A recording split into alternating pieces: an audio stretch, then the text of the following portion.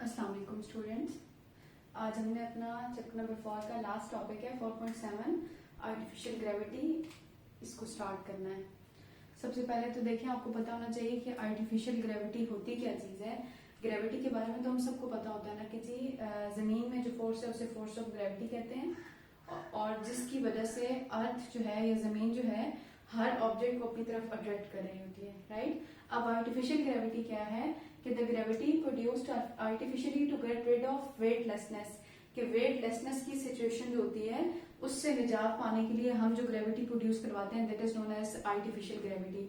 हमने अक्सर सुना होता है कि जी स्पेस स्टेशन में या जो एस्ट्रोनॉट्स होते हैं वो वेटलेसनेस की सिचुएशन में मूव कर रहे होते हैं और जब भी एस्ट्रोनॉट्स हो या स्पेसशिप में पर्सन हो या कोई भी चीज हो, जब भी वो वेटलेसनेस की सिचुएशन में होती है तो उसको अवॉइड करने के लिए या उससे बचने के लिए हम आर्टिफिशियल ग्रेविटी का सहारा ले रहे होते हैं, ठीक है। आर्टिफिशियल ग्रेविटी के लिए हमें वो डिफरेंट प्रूफ्स इसके बारे में बता रहा है। जब भी हमने कोई प्रूफ करना होता है तो हम सबसे पहले उसके लिए एक एक्सप्लेनेशन लिखते हैं और फिर हम उस डायग्राम की मदद से उसको प्रूव करते हैं।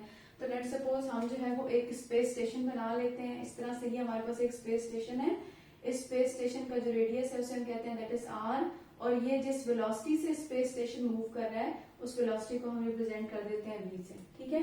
तो यहाँ पे लिखा हुआ है कि जी consider a space station in which artificial gravity is provided to the occupants, let it have radius r and velocity v, the centripetal acceleration is given by। अब देखिए, आप लोगों को पता होना चाहिए कि जब भी कहीं पर हमने आर्टिफिशियल ग्रेविटी प्रोड्यूस करवानी होती है ना, तो आर्टिफिशियल ग्रेविटी प्रोड्यूस करवाने के लिए हमें किसी फोर्स की जरूरत होती है, यानी कि कोई ना कोई ऐसी फोर्स होती है जो कि as an helping force act कर रही होती है ग्रेविटी प्रोड्यूस करवाने के लिए, ठीक है। तो जब भी हम स्पेस स्टेशन की बात करते हैं या स्पेसशिप की बात करते हैं तो यहाँ पे जो आर्टिफिशियल ग्रेविटी को प्रोड्यूस करवाने के लिए हेल्पिंग फोर्स होती है that is centripetal force. Centripetal force क्यों होती है?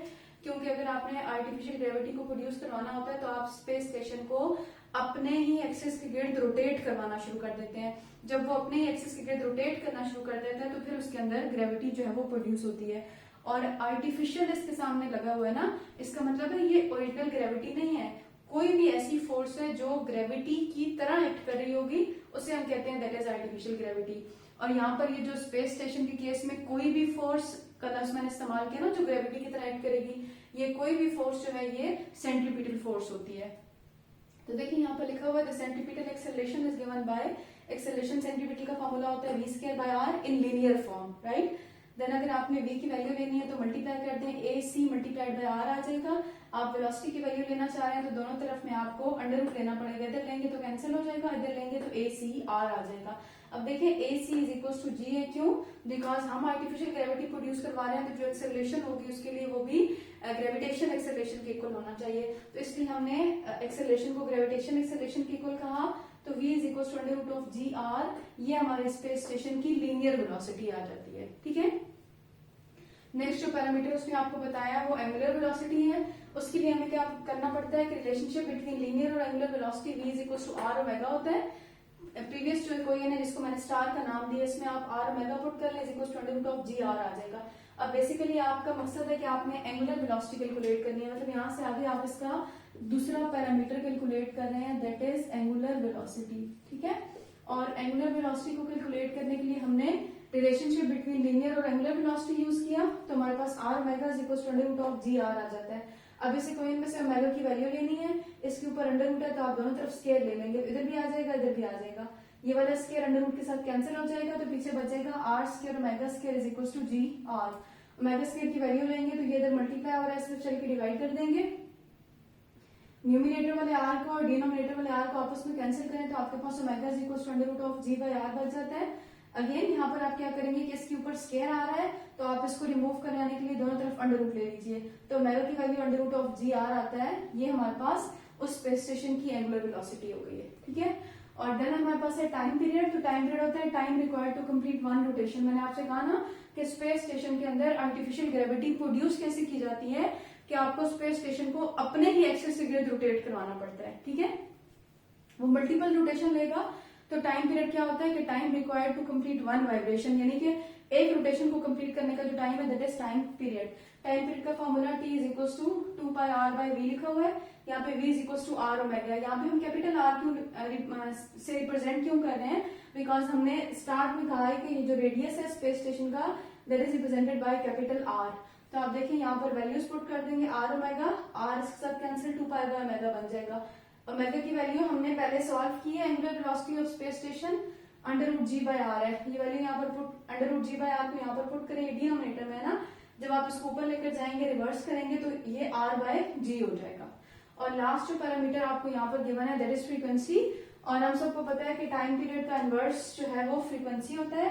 तो टाइम पीरियड के फॉर्मूले को इनवर्स कर लें, यहाँ पे आर ओवर जी आ रहा था, आप इनवर्स कर लें जी बाय आर, तो ये हमारे पास फ्रीक्वेंसी बन जाएगी। ठीक है, अब आर्टिफिशियल ग्रेविटी में ही ना जो हमने डिफरेंट केसेस किए हैं, इसी में हमने वेटलेसनेस की सिचुएशन के बारे में भी पढ़ लिया।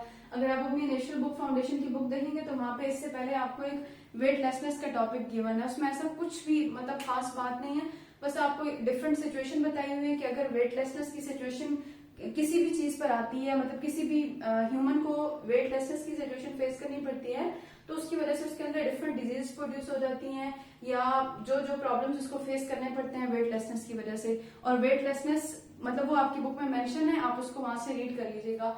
और वेटलेसनेस होता क्या है कि ये एक स्टेट होती है जिसमें कोई भी ऑब्जेक्ट जो है वो फोर्स ऑफ ग्रेविटी की वजह से फ्री फॉल मूव कर रहा होता है। ठीक है, फ्री फॉल मूव करने का मतलब ये होता है कि जब किसी भी ऑब्जेक्ट की एक्सेलरेशन 0 हो जाती है तो हम उसे कहते हैं वो ऑब्जेक्ट फ्री फॉलिंग ऑब्जेक्ट हो गया। तो weightlessness is a situation in which an object is falling freely under the action of gravity. हम डिफाइन ऐसे करते हैं, और देन वो आपकी बुक में लिख रहा है कि जी वेटलेसनेस को अचीव करने के 2 तरीके होते हैं। वो आपको बताता है कि अगर आप अर्थ से बहुत ज्यादा दूर यानी कि माइल्स दूर डिस्टेंस पर चले जाते हैं ना, बहुत ज्यादा दूर डिस्टेंस पर चले जाते हैं, तो वहां पे आपको वेटलेसनेस की सिचुएशन को फेस करना पड़ता है। वो आपको डिफरेंट वेज बुक में बता रहे हैं कि जिनके जरिए से आप वेटलेसनेस की सिचुएशन को क्रिएट कर सकते हैं।